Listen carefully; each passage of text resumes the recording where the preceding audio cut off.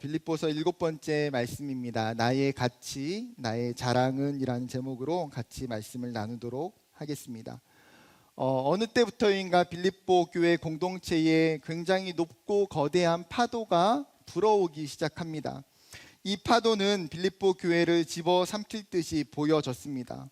그리고 바울은 이러한 파도 속에서 빌립보 교회 공동체를 지켜야 한다는 것을 그가 깨닫게 돼요. 그리고 그 방법은 영적인 방파제를 세우는 일이었습니다. 그것이 오늘 3장의 내용이에요. 오늘 이 빌립보서 3장은 1장과 2장의 분위기와는 굉장히 다소 차이가 납니다. 2장까지는 빌립보 교회 성도들이 가지고 있었던 그들의 문제와 그들의 어려움에 대한 이야기들을 했다면 3장에 가서는 바울은 빌립보 교회에 불어오는 대적자들, 그들을 공격하고 있는 어려움의 문제가 무엇인지를 이야기하고 있습니다. 그래서 1절에도 보게 되면 내가 반복해서 너희에게 권면하는 것이 너희를 안전하게 하기 위함이다. 즉 너희의 영적인 안전을 위해서 내가 지금 이 이야기를 하고 있다는 거예요. 여러분 어린 시절을 떠올려 보면 부모님들이 분명하게 이야기하셨던 경계의 대상들이 있어요. 이건 하지 마. 이거는 멀리해. 이런 사람은 멀리해.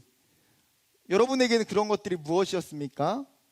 어렸을 때를 떠올려 보면 오락실, 불량한 친구, 뽑기, PC방, 당구장, 나이가 들면 술, 담배, 도박 이런 것들이 있을 수 있을 것 같아요. 여러분 부모님들이 이런 것들을 얼씬도 하지 못하게 한 이유는 무엇입니까? 그러한 유해한 환경으로부터 자녀를 지키고자 하는 거예요. 여러분 신앙도 마찬가지입니다. 사도 바울이 지금 가장 먼저 그들을 위협하고 있는 대상에 대해서 정확하게 이야기하고 있어요. 2절에는 3번이나 반복하는 단어가 무엇입니까? 삼가고 삼가고 삼가라. 여기서 삼가라 하는 동사는 조심하라, 경계하라, 주의하라라는 뜻을 가지고 있어요. 즉 너희를 위협하는 그 대상으로부터 너희가 주의하고 철저하게 경계하라는 거예요. 무슨 대상입니까? 개들을 삼가고 행악하는 자들을 삼가고 몸을 상해하는 일을 삼가라. 여러분 당시에 유대인들에게 있어서 개라는 동물은 사실 사랑스러운 짐승이라기보다는 부정적인 동물, 불결한 더러운 짐승이었어요. 떼지어서 동네를 돌아다니고요, 쓰레기통을 뒤져서 먹는 야생의 개들이 굉장히 많았습니다. 이사야 선지자도 단적인 예로 56장 11절에 이런 표현을 해요. 이 개들은 탐욕이 심하여 족한 줄을 알지 못하는 자들이요 그들은 몰지각한 목자들이라 다 제 길로 돌아가며 사람마다 자기 이익만 추구하며. 지금 이사야 선지자는 먹는 것에 굶주려 있고 탐욕스럽고 부정적인 모습을 하고 있는 것을 그 대상을 표현하면서 개라는 비유로 지금 상징하고 있어요. 여러분 뿐만 아니라 우리가 아는 것처럼 유대인들은 이방인들을 바라볼 때 어떻게 바라봅니까? 개들이라고 바라봐요. 심지어 이방인과 유대인들의 혼혈 족속이었던 사마리아인들을 바라볼 때에도 그들을 칭할 때도 어때요? 개라고 취급했습니다. 그런데 사도 바울은 지금 이 부정적인 이미지가 있는 개라고 하는 호칭을 지금은 누구를 사용하고 있어요? 유대인들에게 사용하고 있다는 거예요. 뿐만 아니라 뭐라고 말합니까? 너희는 악을 행하는 자들, 악을 만드는 자들이라는 거예요. 여러분 친구에게 이렇게 이야기하면 어떨까요? 야, 너는 너의 인생과 너의 삶은 악을 만드는 공장이야. 여러분 그렇게 표현하면 그 친구랑 거의 싸우자는 거예요. 지금 오늘 유대인들에게 너는 악을 만들고 악을 행하는 자라고 표현한다면 여러분 어떤 유대인들이 가만히 있겠습니까? 특별히 유대인들이 가지고 있는 생각은 무엇이에요? 그들은 스스로가 의로운 자라고 끊임없는 확신이 있어요. 내가 율법과 규례의 그 의의 기준에 있어서 나는 그 기준을 최선을 다해서 지키는 사람이다. 그들은 그렇게 생각하고 확신해요. 문제는 무엇입니까? 그들이 만들어 놓고 있는 높고 엄격한 그 율법의 장벽과 그 율법의 기준이 수많은 유대인들과 수많은 그리스도인들로 하여금 하나님께 나아가게 만드는 것이 아니라 오히려 반대로 그들이 만들어 놓은 그 율법의 장벽이 사람들에게 하나님으로부터 멀어지게 하고 단절시키고 있다는 거예요. 그래서 너희가 악을 행하고 악을 만드는 자라고 바울이 표현하고 있는 것이죠. 지금 바울은 빌립보 교회 성도들에게 이런 유대인들을 주의하고 경계하라고 이야기해요. 그런데 이렇게 말하고 있는 사도 바울 또한 어떤 사람이에요? 유대인이에요. 그럼 모든 유대인들이 다 문제입니까? 아니요. 정확하게 꼭 집어서 이야기하면 어떤 유대인이요? 율법주의적인 유대인이에요. 율법주의적인 유대인. 여러분, 율법주의적이라는 것이 무엇입니까? 하나님의 권위보다도 율법의 권위를 더 맹신하는 거예요. 하나님보다도 율법이 구원의 의가 있다고 확신하여 그 율법을 철저하게 지켜야 하는 멍해를 사람들에게 주는 사람들이에요. 그들의 특징은 무엇입니까? 2절 하반절의 마지막에 몸을 상해하는 일을 하는 자들이라고 표현해요. 몸을 상해하는 일을 하는 자들이다. 지금 바울은 의도적으로 할례를 표현하면서도 할례라는 단어를 쓰지 않고 일부러 절단하다, 훼손하다라는 단어를 사용하고 있어요. 여러분, 할례라는 게 무엇입니까? 이스라엘 백성들에게 있어서 가장 중요한 것이 어쩌면 할례예요. 하나님과의 언약의 상징이고요, 하나님의 백성임을 깨닫게 해주는 표징이에요. 그런데 바울은 이 표현을 지금 할례를 비하하고 있는 표현으로 사용하고 있어요. 마치 이교도들이 자신의 몸을 상해하면서 얻게 되는 그 종교적 엑스터시로부터 동일하다고 지금 치부하는 거죠. 여러분, 바울이 지금 할례를 무시하고 있는 것입니까? 그렇지 않아요. 진정한 할례를 깨닫지 못하면서 단순히 육체적인 할례만을 구원의 전제 조건으로 삼고 있는 그 유대인들을 비난하는 거예요. 유대인들은 끊임없이 우리는 할례를 받았어, 그리고 할례를 받으면 당연히 구원받았어 라고 인식해요. 그런데 바울이 말하는 건 무엇입니까? 너희가 할례를 받는다고 해서 구원받는 게 아니라는 거예요. 바울이 로마서 2장에 진정한 할례에 대해서 이렇게 이야기합니다. 2장 28절과 29절. 무릇 표면적 유대인이 유대인이 아니요 표면적 육신의 할례가 아니니라. 오직 이면적 유대인이 유대인이며 할례는 마음에 할지니 영에 있고 율법 조문에 있지 아니한 것이라. 그 칭찬이 사람에게서가 아니요 다만 하나님에게서니라. 뭐라고 말합니까? 진정한 할례는 어떤 할례예요? 하나님을 사랑하는 그 사랑의 마음과 중심이 있는, 헌신이 있는 할례라는 거예요. 단순히 유대인들이 말하고 있는 그 육체적인 할례, 믿음이 없이 중심이 사라진 할례는 단순한 행위에 불과하다는 거죠. 바울은 빌립보 경도 성도들에게 이야기합니다. 지금 이 유대인들이 진짜 하나님의 백성이 아니라 진짜 언약의 백성, 진짜 할례파는 바로 우리다. 그게 3절 말씀이에요. 3절 같이 읽어볼까요? 시작. 하나님의 성령으로 봉사하며 그리스도 예수로 자랑하고 육체를 신뢰하지 아니하는 우리가 곧 할례파라. 여러분, 지금 유대인들이 주장하고 있는 그 진리, 그 하나님에 대한 의의 개념에 있어서 바울은 정반대의 개념을 지금 제시하고 있는 거예요. 유대인들은 뭐예요? 거듭거듭 이야기하는 것처럼 할례를 받고 율법을 지켜야만 진정한 하나님의 백성이다라고 이야기한다면 바울의 입장은 무엇입니까? 절대 그게 아니라는 거예요. 그러면 바울이 말하고 있는 진정한 할례파의 조건, 진정한 하나님의 백성이 되는 조건이 무엇입니까? 3절의 말씀을 자세히 봐야 돼요.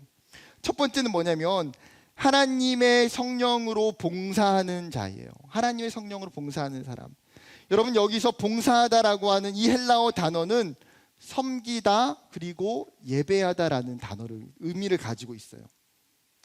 즉 진짜 할례파, 진짜 하나님의 백성은 실제로 어떤 사람이에요? 하나님을 예배하는 사람이 진짜 하나님의 백성이라는 거예요. 여러분, 우리가 어떠한 계명보다도, 우리가 어떠한 율법을 철저하게 지키는 것보다도 더 중요한 게 있어요. 그것은 하나님과 친밀한 교제를 누리는 것, 하나님과 친밀한 관계 가운데에 나아가는 거예요. 여러분, 그것은 결국 무엇입니까? 하나님을 만나고 하나님을 교제하는 예배 안에 있다라는 거예요. 이것이 할례보다도, 이것이 율법보다도 더 중요하다는 거죠. 여러분, 우리가 종종 유대인들과 같이 실수하기 쉬운 게 있어요. 내가 그리스도인이 되고 내가 교회에 나온 지 몇 년 됐기 때문에 세례를 받고 리더가 되고 교회에서 임원이 되고 나중에 더 어른이 되고 나이가 들어서 집사가 되거나 권사가 되는 것, 혹은 내가 교회에서 여러 가지 봉사와 섬김과 사역들을 맡아서 열심히 하는 것, 내가 크리스찬이니까 주일마다 빠지지 않고 열심히 예배드리는 것, 내 삶을 비추어 볼 때에 내가 그리스도임을, 내가 기독교임을 말할 수 있는 내 삶의 증거와 징표들이 많이 있다는 거예요. 그렇기 때문에 우리는 스스로 그러한 나의 증거들, 나의 징표들로 나는 그리스도인이야, 나는 기독교인이야 라고 말하기 쉽다라는 거죠. 여러분, 결국은 우리가 어떻게 될 수 있겠습니까? 유대인들과 똑같을 수도 있어요.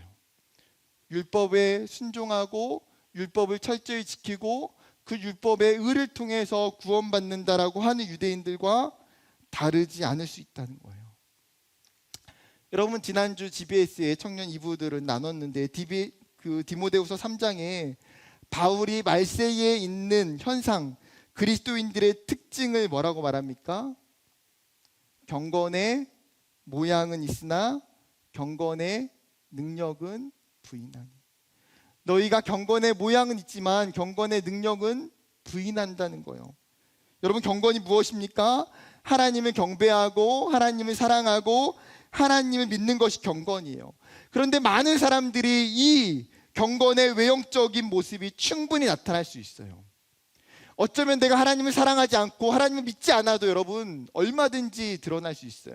종교적인 활동도 가능하고요, 주일날 출석해서 예배하는 것도 가능하고 찬양도 가능하고 기도도 가능하고 어쩌면 봉사와 섬김도 가능해요.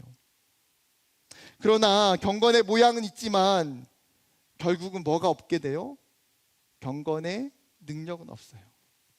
경건의 능력이 무엇입니까?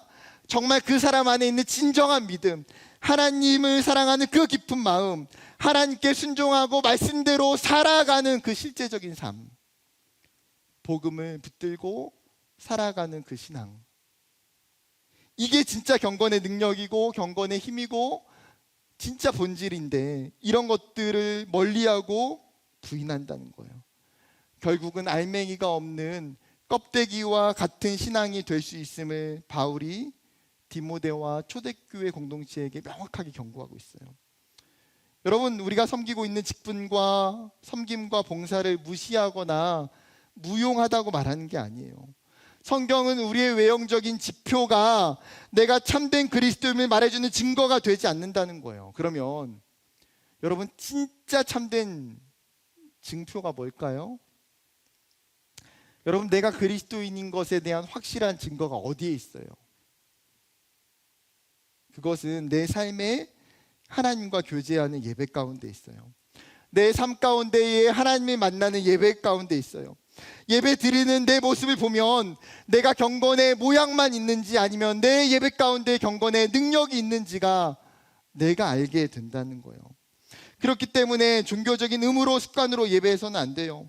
사모하는 마음과 그 예배에 대한 열정과 열망을 가지고 나아가야 돼요. 그저께 금요 예배 때 북한의 옆에 있는 그 나라에 있는 한 선교사님이 오셔서 간증과 말씀을 전해주셨어요.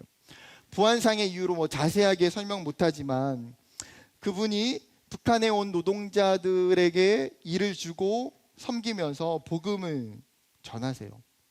그리고 그들이 복음을 받아들이고 그곳에서 얼마 있지 않아서 다시 북한으로 들어가요. 왜 북한으로 들어갑니까? 그 북한에 있는 지하의 가정교회를 섬기고 그곳에서 예배하기 위해서.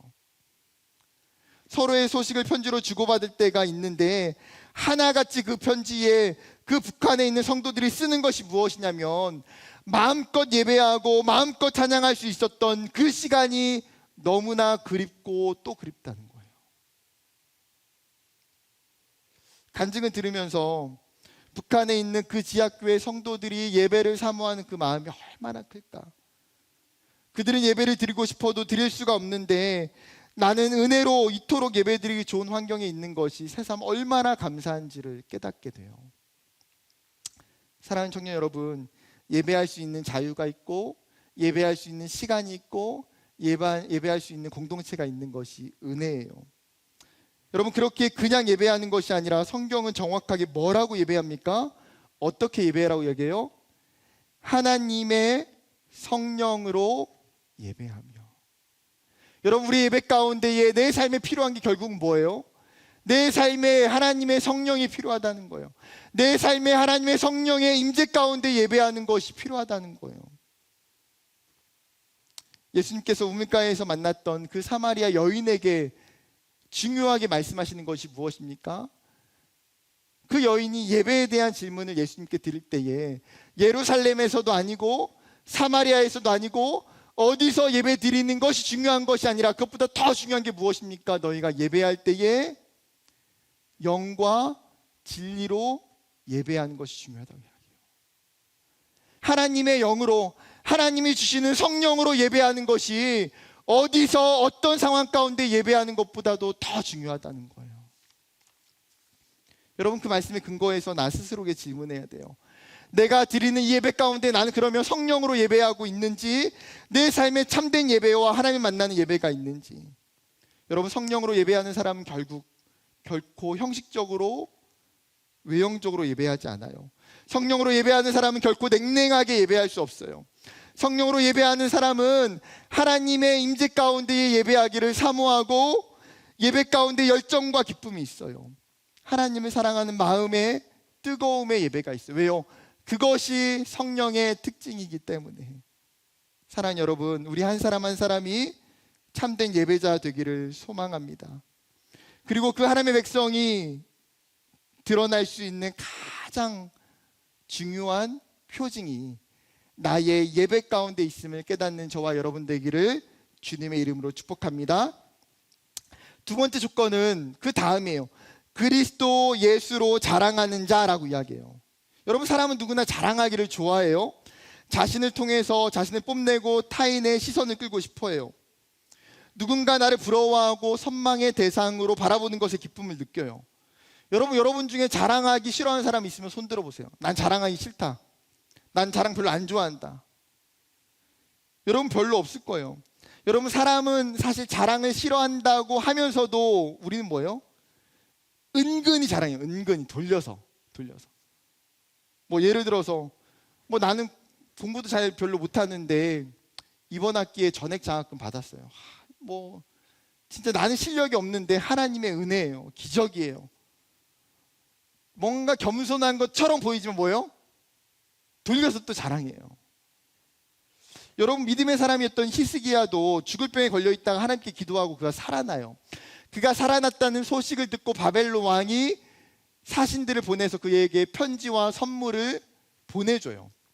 그리고 바벨론에서 사신이 왔을 때에 히스기야 왕이 굉장히 기뻐하고 즐거워해요. 그런데 그가 딱 한 가지 실수를 하게 돼요. 이사야 39장 2절 말씀이에요. 히스기야가 사자들로 말미암아 기뻐하여 그들에게 보물창고 곧 은금과 향료와 보배로운 기름과 모든 무기고에 있는 것을 다 보여주었으니 히스기야가 궁중의 소유와 전 국내의 소유를 보이지 아니한 것이 없는지라. 무슨 말입니까? 지금 히스기야가요, 그 나라의 온 왕궁과 온 국토에 있는 좋은 것들을 다 꺼내서 보여줬다는 거예요. 히스기야의 마음에 무엇입니까? 이 바벨론 사신들에게 자랑하고 싶은 거예요. 내가 가지고 있는 보물들, 우리나라에 있는 강성함과 부유함을 뽐내고 싶은 거예요. 여러분, 믿음의 사람인 히스기야 왕조차도 너무나 당연하게 그 안에 자랑하는 마음을 쏟아내요.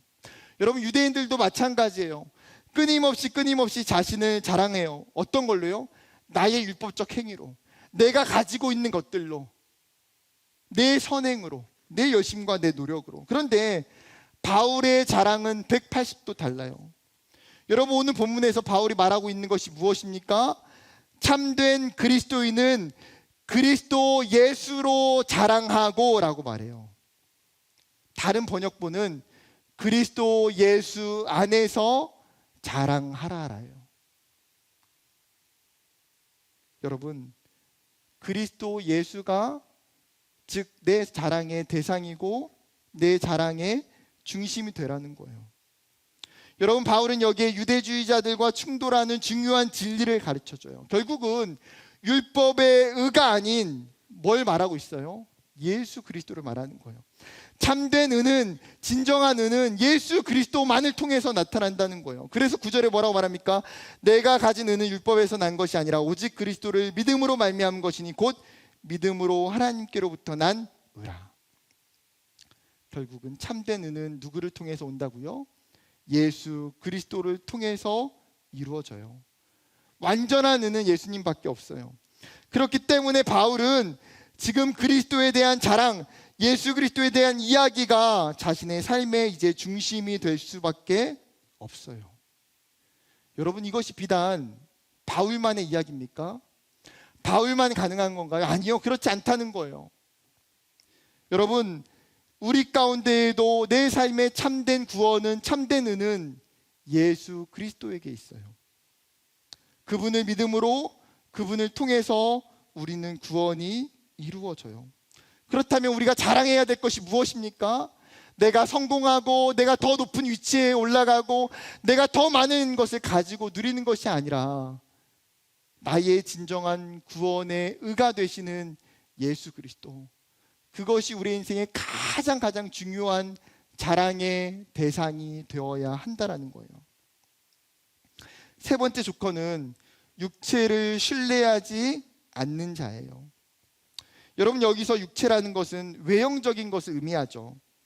태생적인 배경, 신분, 할례, 율법, 재능, 물질 등이 이 안에 분명히 내포돼요. 여러분, 사람들은 누구나 자신의 육체를 신뢰하고자 하는 마음들이 있어요. 그것이 나의 힘이고, 그것이 나의 백이고, 그것이 나의 울타리고, 그것이 나의 전부라고 생각하고 싶은 마음들이 들어요. 여러분, 제가 신학교에 가니까 신학교에도 이게 그 성분이 나눠져 있어요. 우리가 속된 말로 이제 그런 장난을 많이 쳐요. 신학생들 중에서도 성골, 진골이 있어요. 성골은 누굴까요? 목사님 자녀들, 큰 교회 목사님 아들들. 이 목사님 자녀들은 어떤 장점이 있어요? 아버지를 통해서, 교회를 통해서 오랫동안 많은 것을 보고 배웠어요. 아버지가 가지고 있는 좋은 것들을 많이 물려받았어요. 아버지의 그 울타리 안에서 많은 것들을 할 수 있는 사람들이에요. 그래서 우리가 장난으로 성골이라고 불러요. 진골은 누가 진골일까요?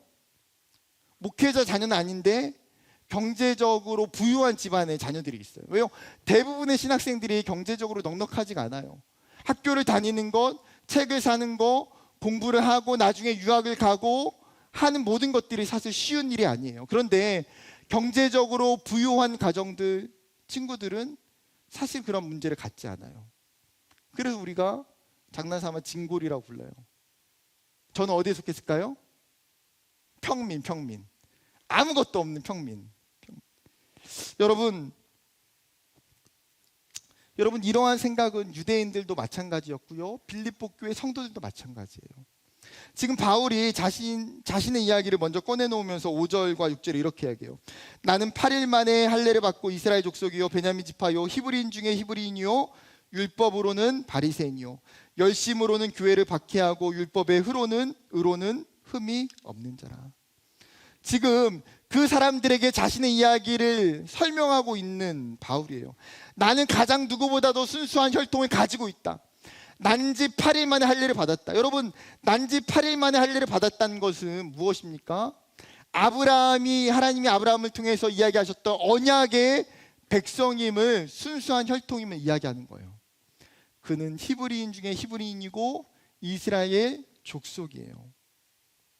여러분, 단적인 예로 디모데는 할례를 받았을까요? 안 받았을까요? 디모데는 바울을 만나기 전까지 할례를 안 받았어요. 왜요? 그의 어머니는 유대인이지만 그의 아버지는 헬라인이었기 때문에. 지금 이 디아스포라에 있는 수많은 사람들, 이 빌립보 교회 성도들 대부분은요 할례를 받지 않은 사람들일 거예요. 또 뿐만 아니라 바울이 자신을 설명하는 것이 무엇입니까? 나는 남유다에 속해 있는 베냐민 지파 출신이고 또 나는 정통 히브리식 교육을 받은 사람이라는 거예요. 여러분, 바울의 고향은 길리기아 다소라는 곳이에요. 사실 다소라는 곳은 헬라니즘 문화와 교육에 굉장히 좋은 도시예요. 그런데 그의 부모는 일찍이 그 다소를 떠나서 바울을 공부시키기 위해서, 율법주의적인 공부를 시키기 위해서 예루살렘으로 이주해요. 그리고 심지어 어떻습니까? 당대의 최고의 랍비였던 가말리엘 문화로 들어가게 해요. 가장 최고의 스승 밑에서 율법을 공부했고 심지어 히브리어에도 능통했다고 이야기해요. 바벨론 포로 이후에 이스라엘 사람들 중에 히브리어를 잘 알거나 사용하는 사람들이 많지가 않아요. 그런데 바울은 뭐라고 말합니까? 내가 히브리어도 탁월하다고 이야기해요. 뿐만 아니라 열심과 특심도 있죠. 율법으로는 바리새파 출신이에요. 율법을 가장 철저히 지키는 사람이다. 그리고 나는 열심과 특심이 강한 사람이에요. 그 예루살렘 교회의 7 집사 중에 하나였던 스데반을 죽이기에 앞장섰고 예수 믿는 사람들을 잡아 처형시키기 위해서 제사장들에게 가서 권한을 받아서 다메섹에 예루살렘에 있는 수많은 그리스도인들을 잡아들인 사람이에요. 여러분, 그가 나열하고 있는 인간적인 조건을 보면 바울은 어떤 사람입니까? 당대의 최고의 조건을 다 갖춘 사람이에요. 어쩌면 그가 예수님을 만나지 않았다면 사도 바울은 예루살렘 가운데 가장 유명한 랍비가 되었든지 아니면 예루살렘에 있었던 사내들인 공회원의 정치인 중에 한 사람이 분명 되었을 거예요. 그런데 바울이 뭐라고 말합니까? 그 다음에 이야기가 중요해요. 7절. 그러나 무엇이든지 내게 유익하던 것을 내가 그리스도를 위하여 다 해로 여길 뿐더러. 바울은 과거에 내가 유익하다고 생각했던 것들이 지금 내가 예수를 만나고 보니까 뭐라고 이야기합니까? 다 해로 여겨진다는 거예요. 쓸모없고 부질없고 의미 없는 것들. 아니요, 8절에 가서는 더 심각한 표현을 사용하고 있죠. 그것들이 나에게는 지금 어때요? 배설물과 같이 여겨진다. 완벽하게 내 삶에서 가치가 있지 않다는 거예요. 이러한 바울의 주장이 우리가 잘 이해가 되잖아요. 왜요? 성공주의적인 시대를 살아가고 물질 만능주의적인 시대를 살아가는 우리는 어쩌면 바울이 이야기하고 있는 이것들을 얻기 위해서, 이 조건들을 갖추기 위해서 지금도 열심히 살아가고 있거든요. 그것이 우리의 삶의 가치고 우리의 삶의 중심이에요. 그런데 바울은 그것을 뭐라고 말합니까? 내 삶에 그것이 손해고 내 삶에 그것이 손실이라는 거예요. 왜요? 내가 지금까지 살면서 그 세상의 가치를 얻기 위하여 쏟아냈던 내 시간, 내 열정, 내 삶의 목적과 방향이 지금 뒤돌아보니까 내가 예수를 만나기 위해 모든 것들로부터 멀어지게 하는 것들이라는 거예요. 내 삶에 더 중요한 가치가 있는데 그것을 발견하지 못하고 세상의 육체적인 것들을 채우기 위해서 살아가는 삶이 나에게 있어서 영적인 낭비고 손실이라는 거예요. 여러분, 사도 바울이 이렇게 말할 수 있는 것이 무엇입니까? 자신의 삶에 참된 가치를 발견했기 때문에. 그러면 마지막으로 한 가지 더 질문을 해야 돼요. 여러분, 사도 바울이 원래부터 이런 사람이었습니까? 사도 바울의 인생이 원래부터 예수가 전부고 내 삶에 있는 모든 것들이 아무것도 아닌다라고 고백했던 사람입니까? 아니요, 그렇지 않아요. 사도 바울은 자신이 고백했던 것처럼 어쩌면 그는 세상에 있는 것들을 얻기 위해서 가장 열심을 냈던 사람이에요. 세상의 육체적인 조건을 배경으로 삼고 그것을 가지고 성공하기 위해서 열심을 냈던 사람이에요. 그런 그가 어떻게 하루아침에 정반대의 삶을 살고 있습니까? 어떻게 그가 하루아침에 자신이 가지고 있는 그 모든 가치관이 전복될 수 있나요? 7절과 8절의 상반절의 말씀이에요. 그러나 무엇이든지 내게 유익하던 것을 내가 그리스도를 위하여 다 해로 여길 뿐더러 또한 모든 것을 해로 여김은 내 주 그리스도 예수를 아는 지식이 가장 고상하기 때문이라. 내가 모든 것을 해로 여기면 뭐라고요? 내 주 그리스도 예수를 아는 지식이 나에게 가장 고상하기 때문이라. 여러분, 이것이 핵심이에요. 바울에게 없었던 것이 생겼어요. 무엇입니까? 예수를 아는 지식이에요. 그의 인생에 예수가 없었어요. 그의 인생에 세상의 것들이 가득 찼어요. 그런데 그가 예수를 핍박하기 위하여 다메섹으로 가는 그 길에서 예수를 만나고 그의 인생에 들어온 것이 무엇입니까? 예수 그리스도를 아는 그 지식이, 예수 그리스도에 대한 그 경험이, 예수 그리스도에 대한 그 만남이 자신의 인생에 들어왔어요. 여러분, 바울이 이야기하는 고상함이다라는 표현은 원래의 단어의 뜻은 탁월함이에요. 그것이 가장 높다, 그것이 가장 가치 있다, 그것이 가장 귀하다는 거예요. 여러분, 바울이 고백하는 것이 무엇입니까? 내 인생 가운데에 가장 귀한 거 하나만 꼭 꼽으라고 이야기한다면 무엇이냐? 예수를 경험하고 예수를 아는 그 지식이 내 인생에 가장 고상합니다. 제가 몇 년 전에 이 말씀을 묵상하다가 하나님이 참 큰 은혜를 주셨어요. 하나님, 내 인생 가운데 예수가 찾아와서 나를 만나주시고 내 인생 가운데에 그 예수를 알아가는 것이 내가 세상에 그 어떤 것을 얻고 그 어떤 자리에 올라가고 그 무엇을 하는 것보다도 하나님 가장 귀합니다. 하나님이 그것들을 제 마음 가운데 고백할 수 있게 해주셨어요. 여러분, 여러분의 인생도 아마 다 동일할 거예요. 예수를 믿지 않고 늦게 신앙생활 하고 교회에 들어오고 고백하는 청년들의 이야기가 무엇입니까? 내가 예수를 모를 때는 세상에 있는 것들을 열심히 쫓아 살았다는 거예요. 그러나 예수를 만나고 나니까 바울과 같은 고백이 우리에게 있더라는 거죠. 예수가 가장 귀하다.